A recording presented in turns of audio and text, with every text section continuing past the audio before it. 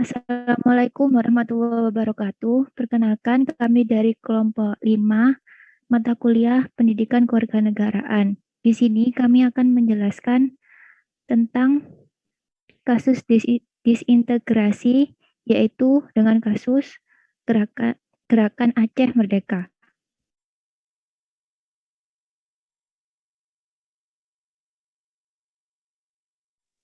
Gerakan Aceh Merdeka.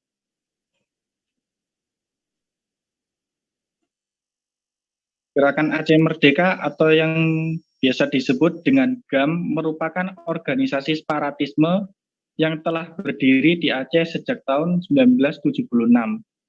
Tujuan didirikannya GAM ini ialah agar Aceh dapat lepas dari Negara Kesatuan Republik Indonesia dan membuat negara kesatuan sendiri dengan nama Nangro Aceh Darussalam. Gerakan Aceh Merdeka juga dikenal dengan nama Aceh Sumatera National Liberation Front atau ASNL. Konflik antara pemerintah RI dan GAM yang diakibatkan perbedaan keinginan berlangsung sejak 1976 dan menyebabkan jatuhnya hampir sekitar 15.000 jiwa. GAM dipimpin oleh Hasan Didiro selama hampir 3 dekade bermukim di Swedia. Pada tanggal 2 Juni 2010, ia memperoleh status kewarganegaraan Indonesia tepat sehari sebelum ia meninggal dunia di Banda Aceh. Yang pertama, kita analisis kaitannya dengan integrasi.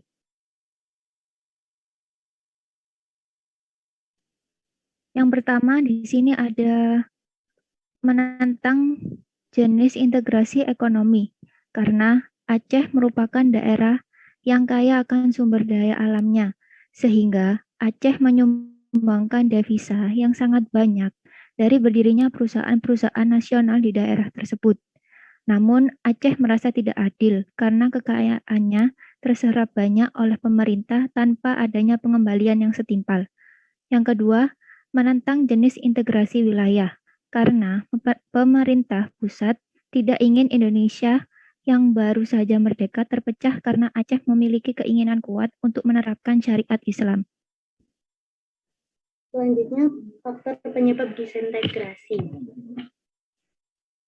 Faktor pertama yaitu masalah agama. Pemerintah menolak keinginan rakyat Aceh untuk menerapkan syariat Islam. Maksud Aceh tidak ingin memisahkan diri Republik Indonesia, tapi hanya diberi izin untuk menerapkan syariat Islam spesial hanya di wilayahnya.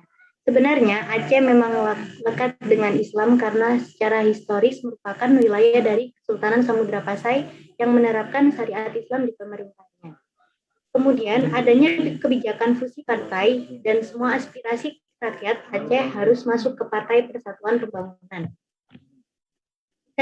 Tidak adilnya pemerintah Republik Indonesia pada masyarakat Aceh atas bagi hasil pengolahan sumber daya alam yang diambil dari Aceh. Pada tahun 1969 ditemukan ladang gas baru di daerah Arun. Ladang gas ini diperkirakan bisa diolah selama 30 tahun.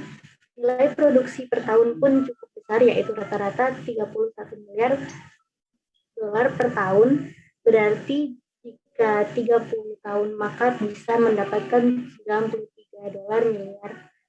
Bahkan Hasan Ditiro menganggap para orang Jawa neokolonialis karena sudah mengeksploitasi kekayaan alam di Aceh tanpa memperdulikan penduduk asli Aceh.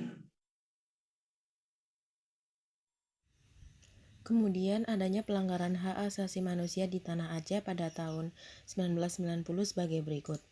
Yang pertama, penggiringan masyarakat Aceh untuk memilih Golkar. Seorang ahli bernama Otto Syamsuddin menilai bahwa pelanggaran HAM di Serambi Mekah ini disebabkan oleh politis ketika pemilu pada tahun 1987. Pelanggaran ini berupa represi yang dirasa memaksakan pilihan rakyat Aceh untuk mencoblos Golkar. Kemudian ada operasi Jaring Merah.